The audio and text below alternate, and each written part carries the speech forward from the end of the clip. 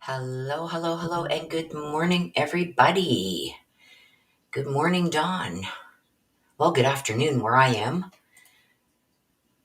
Good afternoon, Nana. Good to see you. Okay, so we just had some documents that have been released, you guys, and I am going to download these ones because we know that these filings disappear for some reason. So I will be downloading them.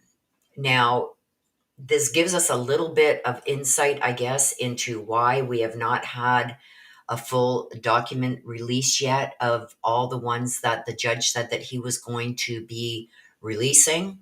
Good morning, good afternoon, good evening, depending on where you are. Okay, also, you guys, I have a video coming out. You guys asked for the Emmanuel reading, the little 7-month-old baby that's gone missing. That reading is going to premiere today at 2 p.m. So make sure you're here for that at 2 p.m.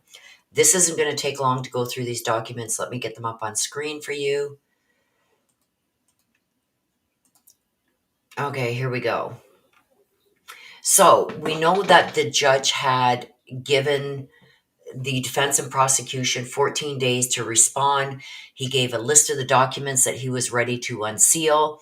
That filing has since disappeared from the website, but these ones are there. They were just released.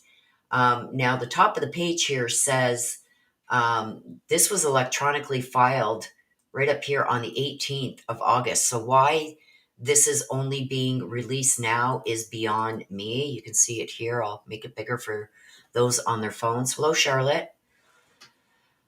Okay, so let's go through this.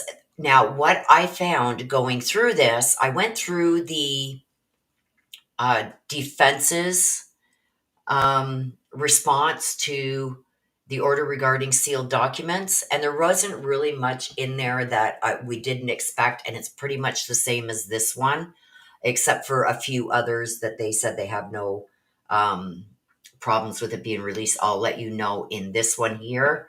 Okay, so it says, come now, the state of Idaho, by and through the Latah County Prosecuting Attorney, and hereby responds pursuant to the court's August 4th, 2025 order regarding sealed documents.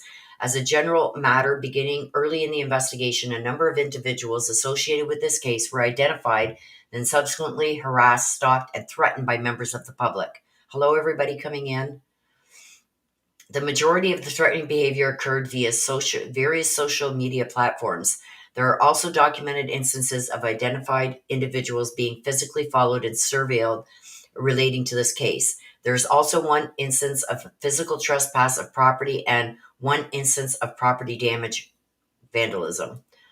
Due to this harassment, stalking, and threatening behavior, previously identified individuals have had to take extraordinary actions such as filing police reports, moving residents, hiring private security guards, hiring media consultants to track online harassment, and so forth. Now, we know that there was that one TikToker that claimed to be a psychic that said it was um, one of the professors that Kaylee was having an affair with and all that crazy shit.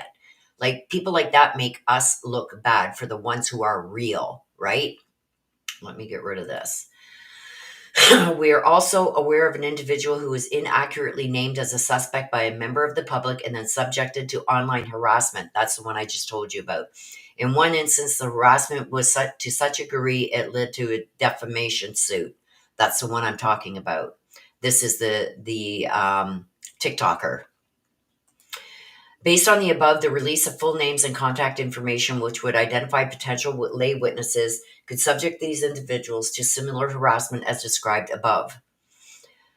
Releasing potential lay witnesses' names and or addresses would constitute an unwarranted invasion of personal privacy as provided by Idaho Code 74124, 74101. Pursuant to ICAR 32, the state moves that any potential lay witnesses listed in any court documents should be redacted, and pursuant to ICAR 32, that any personal data identifiers should also be redacted. The state identifies each document by date, name, and number as identified in the order, and subsequently provides the state's response to continued sealing in blue, included any notice of non-objection as follows. So this is where it gets interesting, okay? So both of them did put this as State's Exhibit S1, number 5 to 7, sentencing hearing, which included photographs of each of the deceased victims and a photograph of the 6 victims together. Five exhibits. I don't know why they can't release that photo, that last known photo that they were, when they went over to the Whites and they all, Maddie was on Kaylee's shoulders and Ethan and Xana were there and Bethany and Dylan were there. I don't know why they're saying that they don't want those released. Oh, so photographs of each of, okay, wait. Here's his thing here. Sentencing hearing, which include photographs of each of the deceased victims. They want that. They don't care if that's unsealed. Photos of each of the deceased victims? What? No. Now, the photograph of the 6 of them, I can see them unsealing that. Like, it doesn't need to be sealed. We've seen it. Now, the defense has asked that these all remain sealed, but the state has no objection. Okay, so orders modifying, amending no contact order. The state has no objection to the unsealing of this item. The no contact orders, 7 of them should be redacted to protect the names of the protected persons and additional personal data and identifiers. So they have no problem releasing it, but redact the names and anything that identifies them. 3, opposition to the motion to vacate the non-dissemination order. The state has no objection to unsealing that. Sealed Exhibit S1 to the state's response to defendant's 24 supplemental request for discovery. They have no objection to unsealing of this item, but request the following redactions. Item 441, the potential witness name and any identifiers, the same as 442. 443, the potential witness identified, and this should be redacted, the same as 444. So the rest of it, they're saying you can release it the way it is. Sheriff's return concerning witness KSF. The state believes this was a defense filing. As the state does not have a record of this filing, the state leaves the unsealing of this item to the court's discretion. The defense has asked that the name be redacted in any identifiers. Guilty plea advisory form completed by the defendant. The defense has things in there that they said that they want redacted. Health, things that they talked about as health and stuff like that. But the state has no objection. Second notice of filing defendant's additions, objections to the juror questionnaire. State has no objection. Sheriff's return concerning this witness, it's the same as the witness up here. The defense has asked that their name and any identifying factors be removed. So the state is leaving that in the court's discretion. Order on the defendant's offer of proof of alternate perpetrators. The state notes that a redacted order on the defendant's offer of proof alternate perpetrators was published on June 26, 2025, which redacted footnotes 2 and 4. The state requested the following redactions to the unredacted order. The witness's name should be redacted in the footnotes 2 and 4, as it is in this filing. They say that that's got to remain sealed. Sealed Exhibit W to the defendant's 24 supplemental request for discovery. State requests the following redactions to the defendant's Exhibit W. Item 441. These are all the same as what we just read above. Their names and identifiers should be redacted. State's amended notice of compliance and motion to seal a state's amended witness list. So these are the people that the state does not wish to redact. Everybody else should be redacted. So these, they say the following individuals were potential law enforcement or potential expert witnesses. So these people here could stay in that document, but everybody else's name should be redacted. So all these names can stay in, but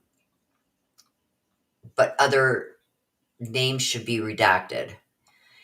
Court minutes for closed session read the motion concerning alternate perpetrators. The state has no objection to unsealing of the court's minutes regarding the closed session, but from only an hour and 25 to an hour and 36. And then the state objects to the unsealing of the court minutes from the closed session starting at 1:36 to 2:07. So like almost half an hour, because they said as it involves an ongoing investigative proceeding. You see this? You see this? There's still an investigation regarding this going on. Okay? And we're going to get into this, you guys, because it's happening. It happens throughout this. The state has no objection to unsealing of the court's minutes from the closed session from 2:07 to 2:36 with the request that the potential witness name at 2:35:45 be redacted. So, you see this? As it involves an ongoing investigative proceeding. Let's continue. State's motion to seal ex parte filing out-of-state witness. The state has no objection, but the defense does. They want the name and identifiers removed. State's Exhibit S1B to the state supplemental response for request for discovery, re-expert testimony. No objection. I don't believe the defense had any objection to that either. Number 15, Exhibit S1A, the state supplemental response for discovery expert testimony. No objection. The defense didn't have any objection to this one or this one either. Sheriff's return concerning a YR, that was also from the defense, so they're leaving it up to the court's discretion. But the defense has asked that the name and any identifiers for this sheriff's return be redacted. Defendant's reply in support of motion for access. The state objects to the unsealing of this item pursuant to IC whatever, as it involves an ongoing investigative proceeding. Depending on the outcome of that proceeding, there may be fair trial rights implicated pursuant to IC 74-124-1. So what is this ongoing investigation? Right? This one here. Defendant's reply to state's objection to the defense offer proof of alternate perpetrators and defendant's evidence in support of. State does not object to unsealing of this item as long as the potential witnesses' names are redacted. The defense also asked that the people that they had accused or were going to accuse be redacted also. State's motion to amend witness lists and supplemental expert disclosure. The state does not object to unsealing of this item as long as the potential witnesses' names are redacted. The defense said the same thing. Notice of filing sealed defendant's amended exhibit chart. The state does not object to the unsealing of this item. The defense does. They object to it. They have a bunch of stuff in it that they want redacted. This one, order sealing state's response to the defendant's motion re special investigation. Neither one of them object to unsealing this. Order sealing defendant's motion for access and objection to the court's order. Neither one of them have any objection to that being unsealed. Motion to seal state's response to the defendant's motion regarding special investigation. The state doesn't object, and neither does the defense. State's response to the defense motion, special investigation. The state leaves the unsealing of this item to the court's discretion. The defense had no problem. They're not objecting to this being released. Defendant's objection to release of privileged and confidential work. Here we go. The state objects to the unsealing of this item pursuant to ICAR 32 as it involves an ongoing investigative proceeding. Depending upon the outcome of that proceeding, there may be fair trial rights implicated pursuant to IC 74-124. So this is the defense objection to the release of privileged and confidential work product.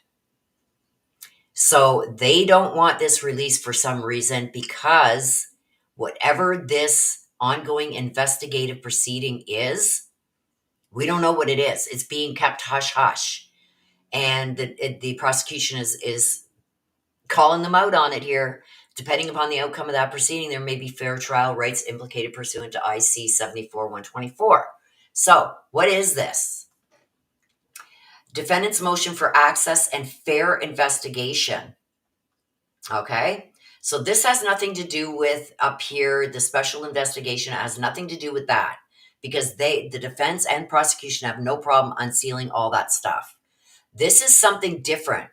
Defendant's motion for access and fair investigation. The state objects to unsealing of this item pursuant to ICR 32, as it also involves an ongoing investigative proceeding. Depending on the outcome of that proceeding, there may be fair trial rights implicated pursuant to IC 74-124. Again, like, what do you guys think this is? Right? Motion to seal defendant's motion for access and objection to court's order. Neither one has an objection to unsealing this one here, this one. Witness list, defendant's second amended phase 2 mitigation witness list. State does not object to unsealing defendant's second amended phase 2 mitigation list. However, the state requests that the court redact non-enforcement potential law enforcement potential witnesses, all witnesses identified except 22, 26, and 38. In addition, all personnel identifiers should be redacted. This here, order staying order. The state leaves the unsealing of this item to the court's discretion. The defense had no problem with the court unsealing this.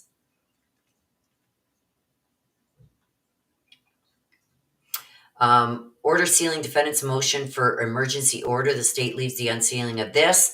I believe the defense had a problem with this being unsealed. And this has to do with that ongoing investigation.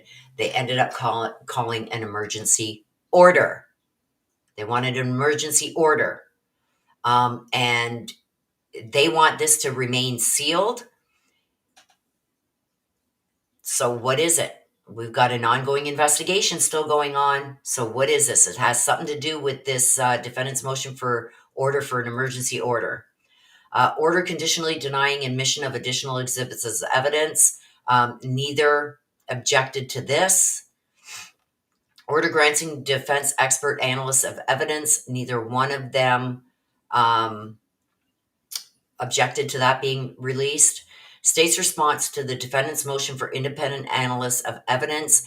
I believe the defense wants this to remain sealed, but the state does not object to it being released. And we're going to see what the judge says about this shit, right? Because there's a lot of stuff that the defense is saying, nope, not yet. Nope, not yet. And we're getting, motion for emergency order. The state objects to the unsealing of this item. Why? Because it involves an ongoing investigative proceeding. Depending upon the outcome of that proceeding, there may be fair trial rights implicated. So that's why I said it has something to do with why they call that emergency order, to get a motion for that emergency order. And the defense wants this all sealed.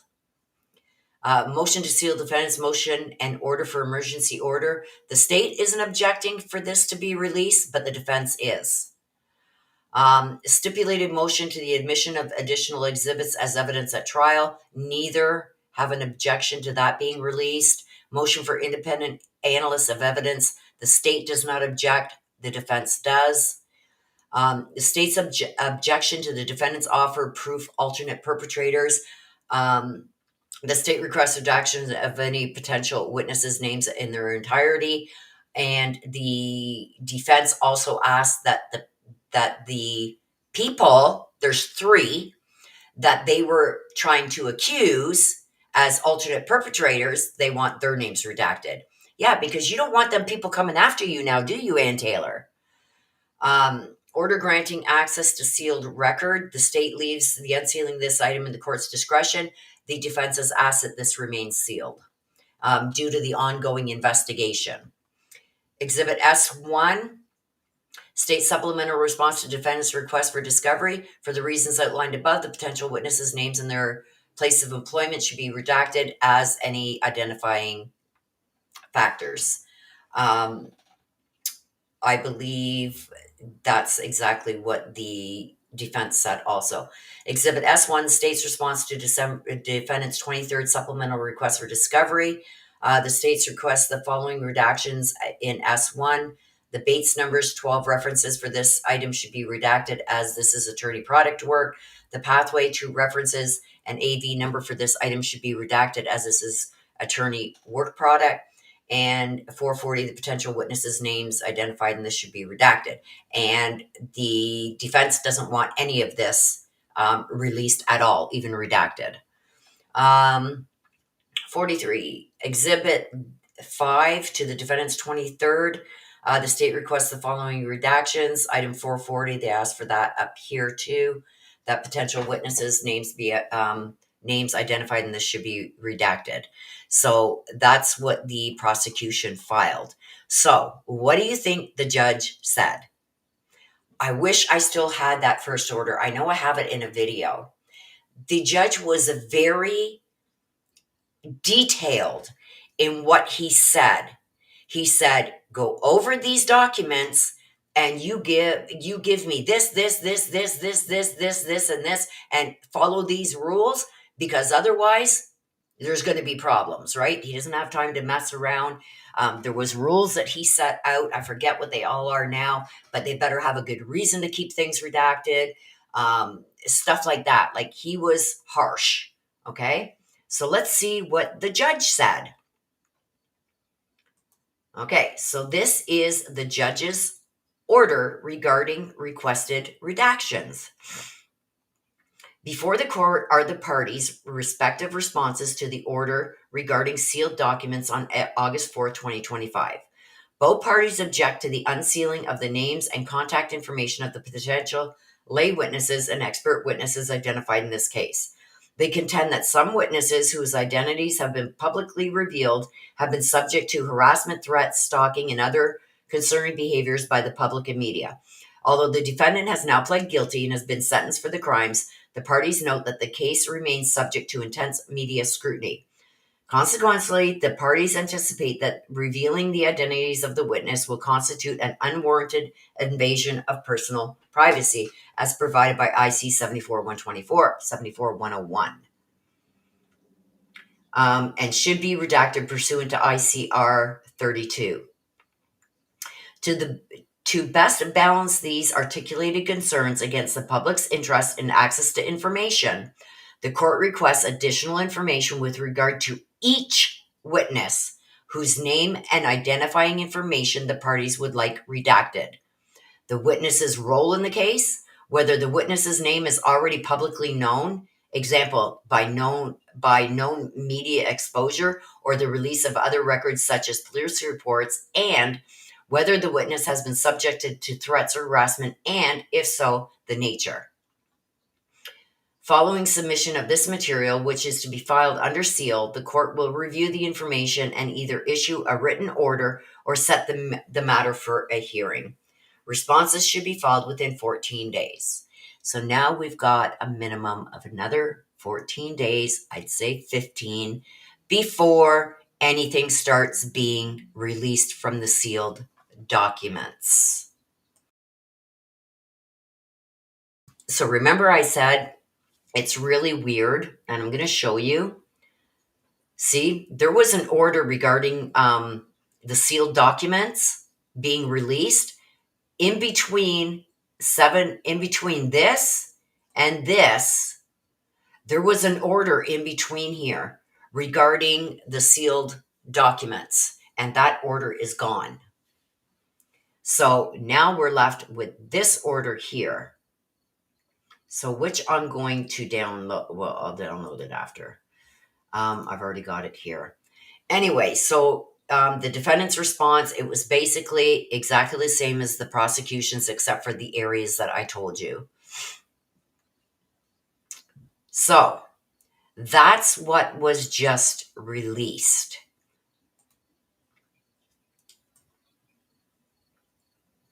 And there's the certificates of service. So that's what was just released, you guys. I don't know what took them so long in releasing these, because this was all, as you can see here, the order just came down yesterday. But these were filed on the 18th, the responses from the defense and the state. Then all of a sudden that order is gone, and this new order from yesterday is there. So we are going to have to wait and see what happens next. I am assuming, I don't think the prosecution is really going to have an issue with, doing this here.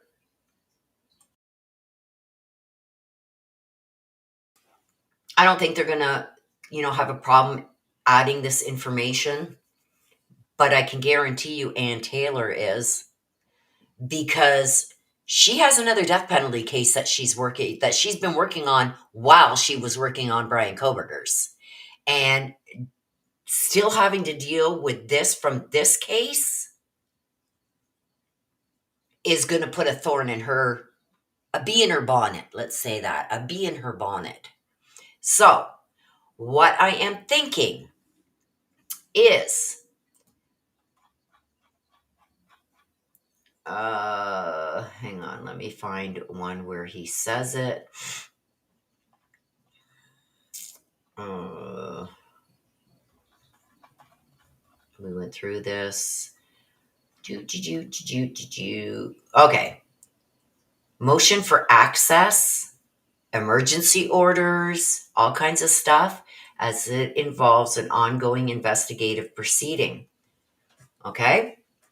Now, there was an emergency hearing that was asked to have. I believe it was regarding the new information that Ann Taylor wanted to have Bryan evaluated again for this new mental health thing. Okay? And they set a motion, a date for the motion. And during that motion, the court denied it. The judge denied it. So now, guess what? A bunch of this stuff, and I brought this up before, you guys, mark my words. I brought it up that Bryan Kohberger is going to use that. The judge did not allow me to have all the evaluations that I felt I needed to have to explain to the jury, blah, blah, blah, blah, blah, blah, blah.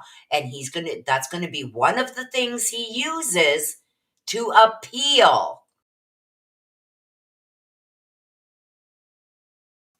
So, has the court been made aware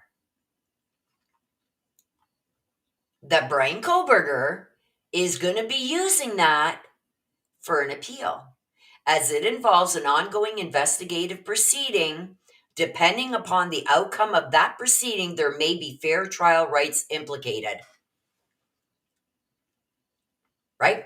If he gets a new trial, putting some of this mental health stuff out there that he intends to use for an appeal, and this is just my opinion, we'll have to wait and see.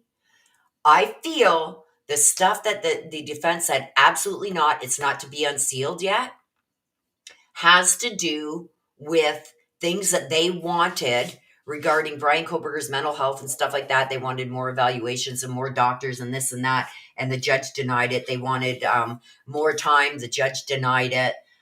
She said, I can't possibly be ready for the trial. The judge denied it. These are all things that Bryan Kohberger is going to use.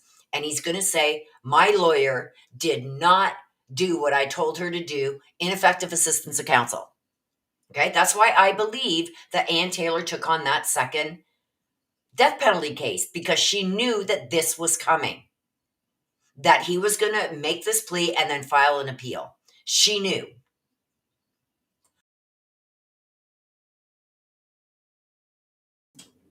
Right? Nana says, yep, there's an appeal coming. No, this doesn't have anything to do with the stalking and everything at work. This has to do, I can almost guarantee you, with things that he is going to be using in his appeal. And if he's granted an appeal on these because of these wrongdoings, then it could affect his fair trial rights. This says a lot, and there is lots of these in here. We can count them. I don't want to be on here too long, because I do have, if you guys are just coming in now, I did a video on Emmanuel Haro, the little 7-month-old baby that's missing. It premieres at 2:00. So please come and show your support. I appreciate it.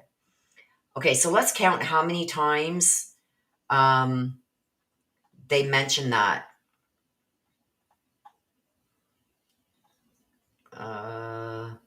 One.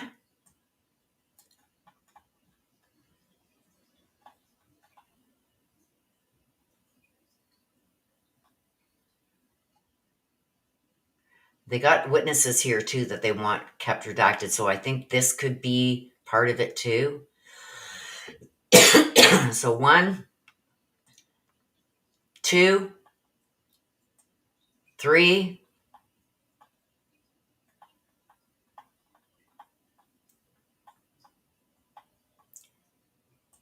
4,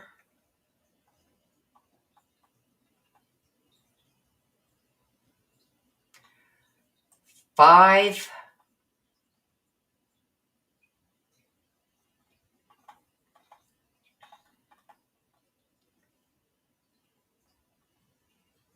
5,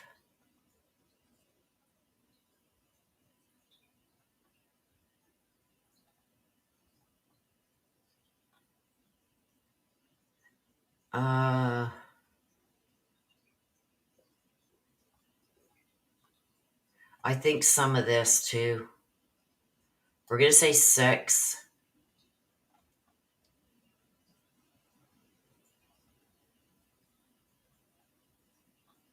So there's 6 documents, excuse me, that they don't want released.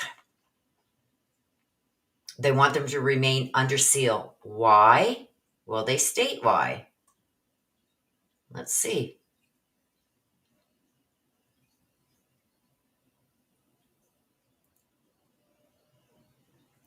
Okay. Hang on. Because those 6 documents involves an ongoing investigative proceeding. Depending on the outcome of that proceeding, there may be fair trial rights implicated pursuant to ICR 74-124. There is an ongoing investigative proceeding. What is an investigative proceeding?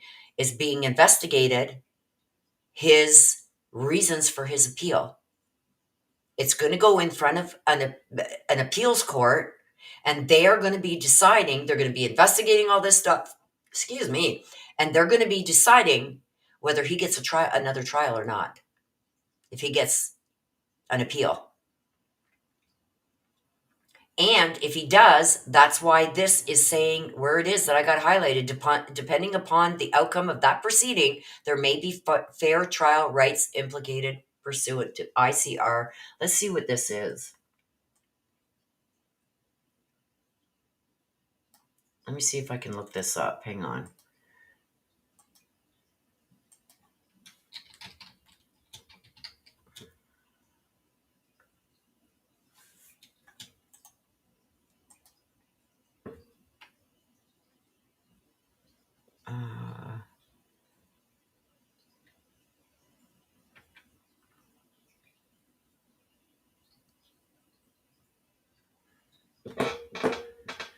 Uh,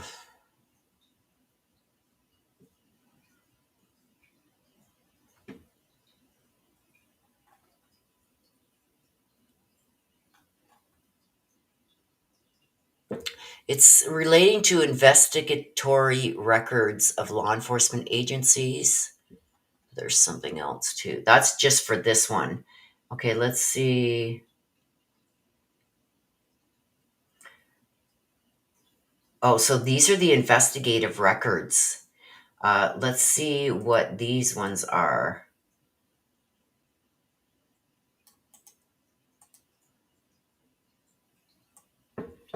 So they don't want see. So this one here that I got highlighted is this rule is adopted pursuant to the Supreme Court's authority to control access to court records. Okay, what's this one?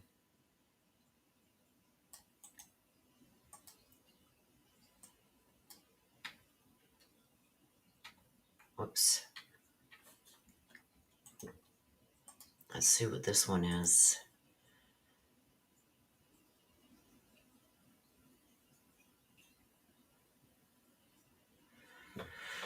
I don't know what this one is. IC 74 124A. This has to do with keeping. The judge determines that the public official was justified in refusing to make the record public. He shall return the item to the public official without disclosing its contents. So that could be the grand jury, something from the grand jury. But there's something, you guys. I don't think Ann Taylor would be his attorney again. She already has a death penalty case on the table. I don't know. I just don't know. If he appeals and he gets a new trial, he gets another trial, Anne would find herself in the same boat that she found herself in trying to do Bryan Kohberger's trial. You cannot, I don't care, unless you got a team of like 40 people, which she does not. She's lucky if she's got 4. Unless you got a team of like 40 people, there's no way you could handle 2 death penalty cases at the same time. Hello, Vera Ray.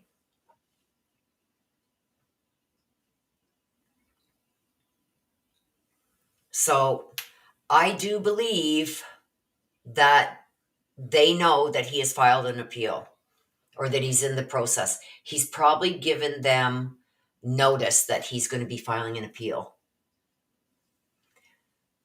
So that's probably why a lot of this stuff is still going to remain sealed or redacted. But it says right here, as it involves an ongoing investigative proceeding, depending upon the outcome of that proceeding, there may be fair trial rights implicated. So, and there's, would we say 6 out of the 14 documents or whatever, out of all these documents, there's a lot of 43 documents. 6 of them are to remain sealed. And other ones heavily redacted. Yeah. 48 documents. So I don't know, you guys. I am still waiting. He's got 42. I thought it was 42 calendar days. It's not. It's 42 business days from the time he was sentenced. He has to appeal. So that wouldn't bring us until, oh gosh, 5, 10, 15, 20, 25, 30, 35, 40. That wouldn't bring us till, he's got until like maybe even the end of September to file his appeal. So we'll have to wait and see. So I'm going to let you guys go. Like I said, please watch for the Emmanuel video. Emmanuel Haro, the little 7-month-old baby. I've got a video premiering at 2 p.m. So make sure you go on over there and set your notifications so you don't miss it. And I will see you guys all over there at 2 p.m. Until next time, you guys, please take care of yourselves. Please stay safe. Always be aware of your surroundings. I love you guys.